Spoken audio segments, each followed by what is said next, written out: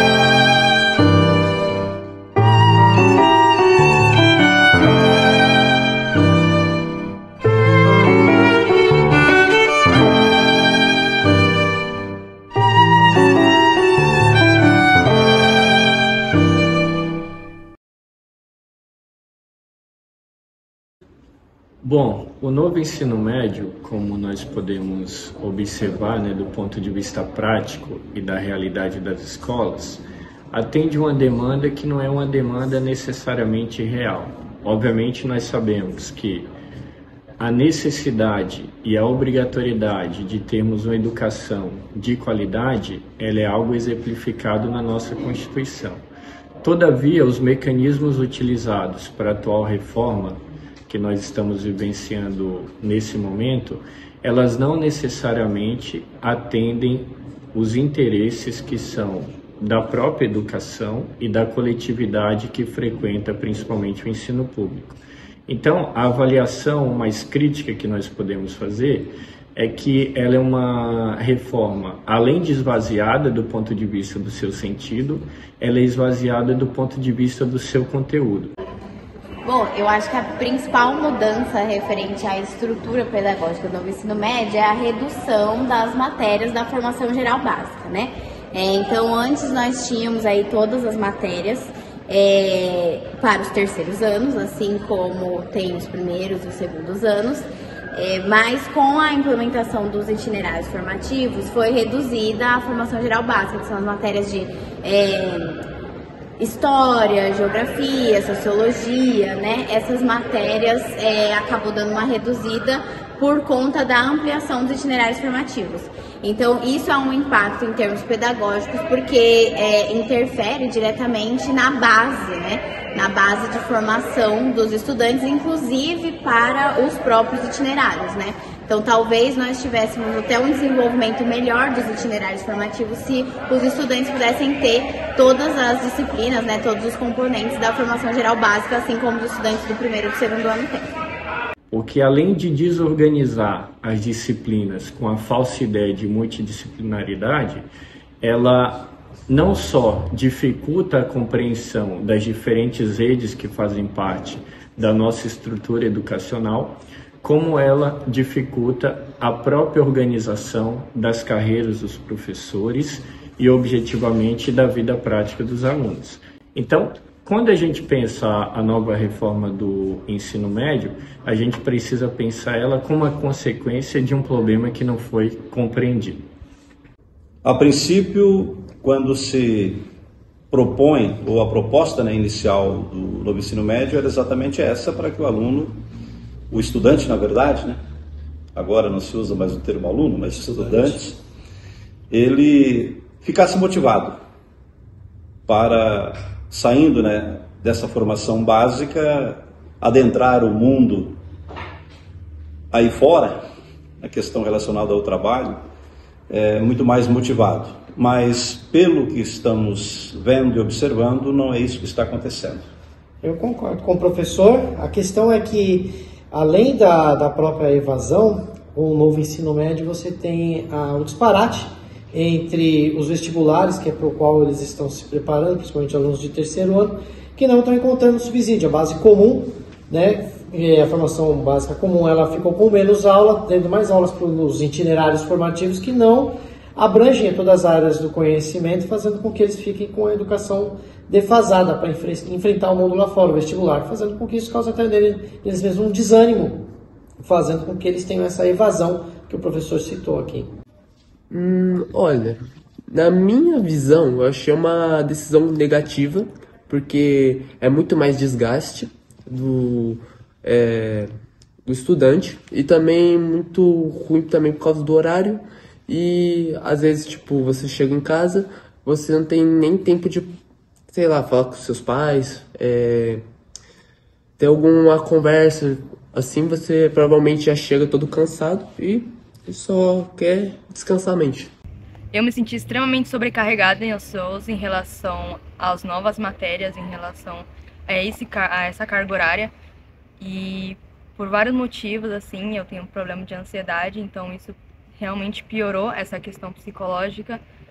E apesar dos clubinhos, da eletiva ser uma atividade muito interessante, ela também foi algo novo que me fez ter pouco tempo pessoal para focar nas minhas coisas e focar mais na escola e nessas coisas dentro da escola. Então foi muito sobrecarregado em cima de mim. O novo ensino médio foi algo negativo não só na minha vida, como na vida de muitos jovens que já trabalham. Por ser ensino PEI, acaba desgastando muita gente e a gente acaba perdendo a produtividade. No trabalho mesmo, a gente não consegue conciliar a vida. Durante a tarde tem que estudar a tarde toda e durante a manhã eu trabalho. Então isso acaba fazendo eu perder a produtividade, então foi algo negativo.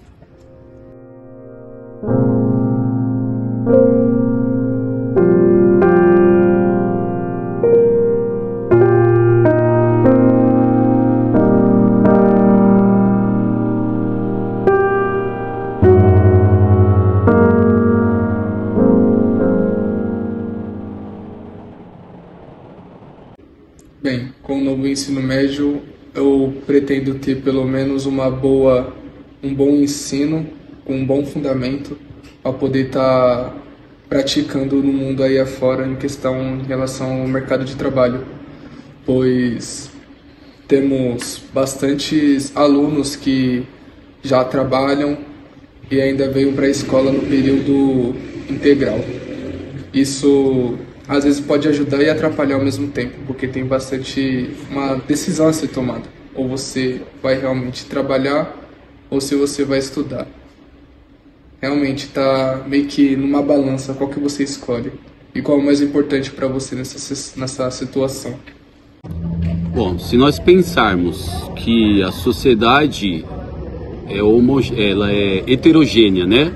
E nós temos a nossa sociedade dividida em classes sociais, como a gente sempre conversa em sala de aula, vocês devem ter escutado em inúmeras aulas de História e Sociologia, nós temos lá uma pirâmide de classes sociais da nossa sociedade, classe A, B, C e D, né?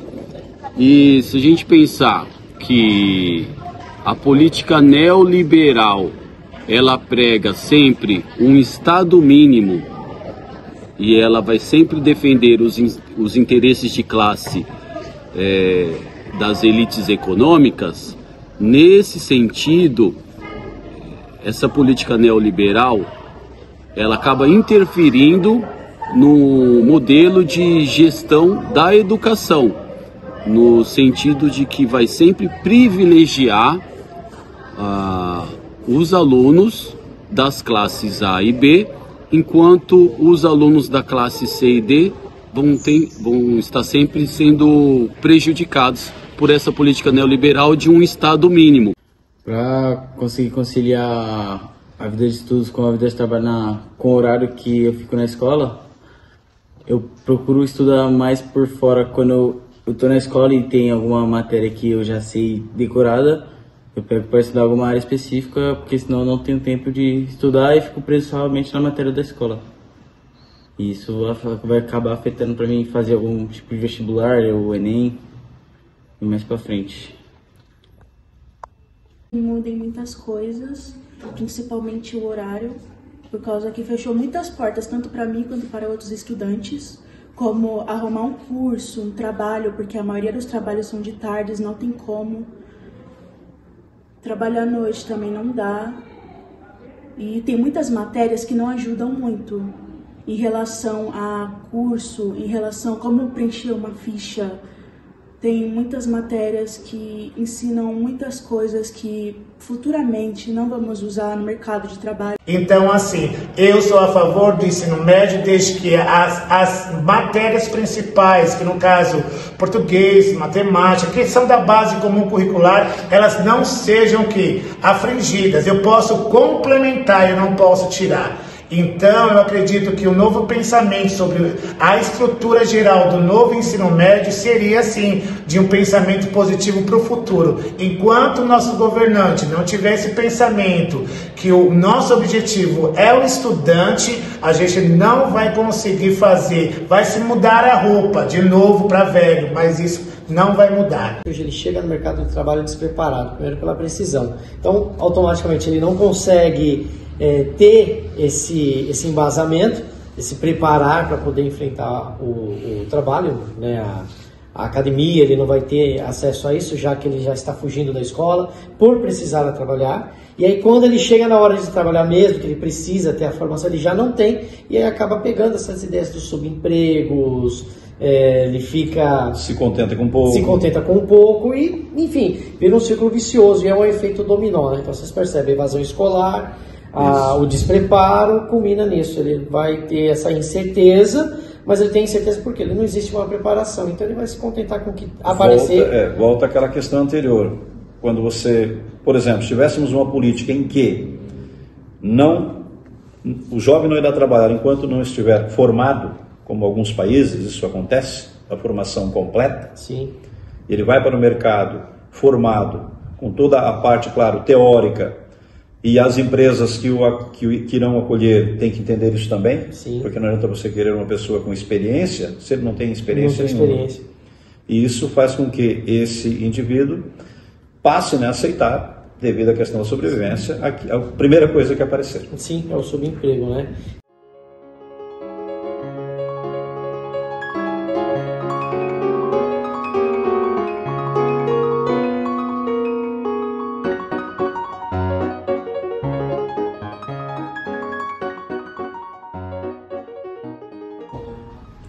Bom, para esse ano, principalmente, eu tinha planos de estudar por fora para prestar vestibular e tal, fazer um curso, trabalhar, fazer alguma coisa de mais produtiva além da escola. E aí, pelo horário, pelo tempo que a escola está tomando, eu não consigo fazer nada, porque eu passo a maior parte do tempo aqui e eu sinto que o horário que eu passo aqui, que deveria estar sendo produtivo, eu não estou fazendo nada, estou perdendo um tempo.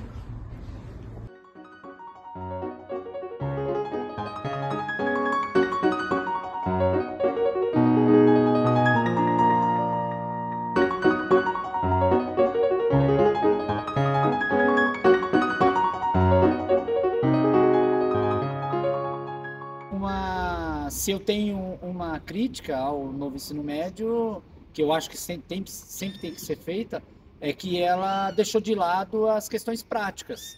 Então, as abordagens práticas que a educação física sempre trabalhou, elas acabaram ficando de lado. Porém, trouxe uma outra visão, a questão da inclusão, do trabalho com racismo, trabalho com a abordagem de questões mais polêmicas, né, questões mais problemáticas. Então, o novo ensino médio ele trouxe uma outra visão para a educação física. Mas eu acho que ele ainda tende a melhorar, ele ainda precisa sofrer reformulações e precisa sofrer alterações para tornar ele também essa parte prática mais acessível e mais importante, né, dentro da área de educação física.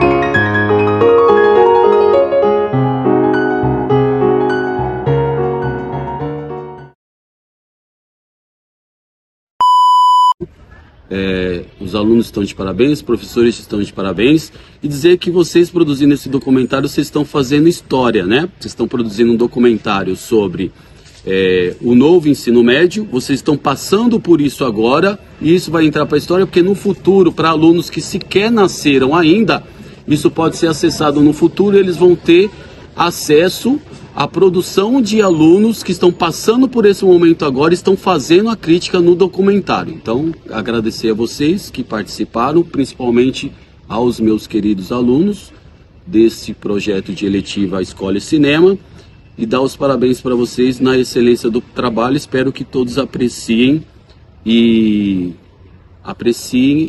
tenham aí, tirem proveito aí desse ótimo trabalho dos nossos alunos da Escola Oreste Rosolia, da eletiva de História e Cinema.